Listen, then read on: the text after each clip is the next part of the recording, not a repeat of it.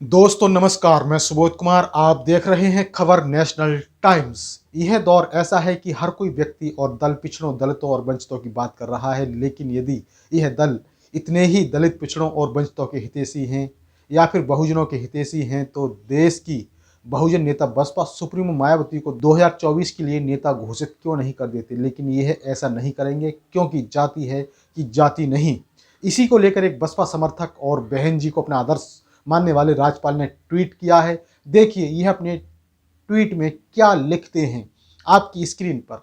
यह दौर ऐसा है कि हर दल पिछड़ों, दलितों, वंचितों की बात कर रहा है। अगर बाकी सामाजिक, आर्थिक, राजनीतिक न्याय के इतने ही हितैषी हैं तो 2024 के लिए बीएसपी प्रमुख मायावती को नेता घोषित कर दीजिए। आदिवासी राष्ट्रपति, दलित प्रधानमंत्री, भारत के लोकतंत्र में इससे बेहतर और क्या हो सकता है। और इनके इसी ट्वीट को लेकर गोविंद सिंह नाम के व्यक्ति ट्वीट करते हैं और देखिए यह क्या बोलते हैं, अपनी प्रतिक्रिया क्या देखते हैं। यह रहा आपके स्क्रीन पर ट्वीट। सर्वकालिक सर्वश्रेष्ठ विकल्प केवल परम आदरणीय बहन जी ही उपलब्ध हैं इस दौर की भारतीय राजनीति में। और आगे कहते हैं, भारत का संकल्प, बसपा ही विकल्प, जय भीम, जय बसपा, ये लिखते हैं। और इसी के साथ अगला ट्वीट करते हैं जिनका ट्विटर हैंडल है S4 के नाम से। देखिए यह अपनी प्रतिक्रिया क्या देते हैं ट्विटर के माध्यम से आपकी स्क्रीन पर।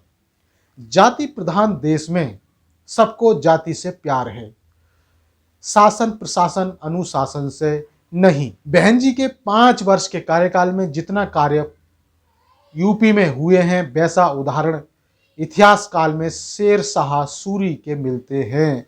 और वहीं अगला ट्वीट किया है महादेव मेघवाल के ट्विटर हैंडल से। देखिए ये क्या लिखते हैं अपने ट्वीट में, आपकी स्क्रीन पर ये दिखाते हैं आपको।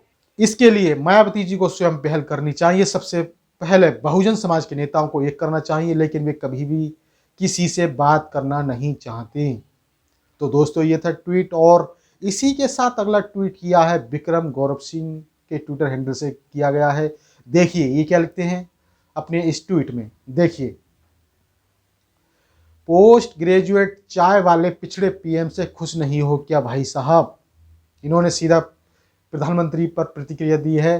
पीएम पद के उम्मीदवार का जातीय समुदाय विशेष से होना कितना मायने रखता है, उससे होने वाले विशेष लाभ भी गिना दीजिए।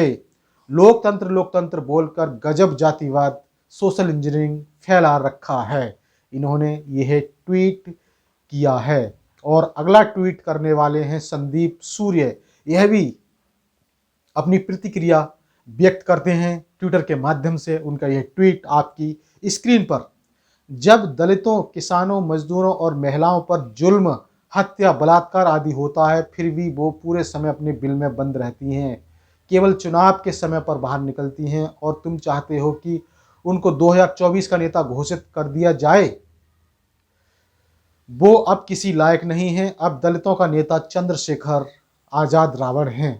तो सवाल यह उठता है, इन्होंने अभी कहा है कि वो अपने बिल में बंद रहती हैं, जुल्म पर बोलती नहीं हैं, लेकिन ऐसा नहीं है। वो सहारनपुर कांड में भी गई थी और तमाम ट्वीट भी करती हैं। और अगर रही चंद्रशेखर आज़ाद की बात तो सवाल ये है कि चंद्रशेखर ने अब तक कितनी बार राज किया है, कितनी बार वो मुख्यमंत्री रहे हैं और कितनी बार उन्होंने शासन सत्ता संभाली है और लोगों से कितना जुड़ाव हुआ। यदि इतना ही वो बहुजनों के नेता हैं तो विधानसभा चुनाव में उनकी क्या हालत रही, उपचुनाव में उनकी क्या हालत रही, ये जान सकते हैं आप।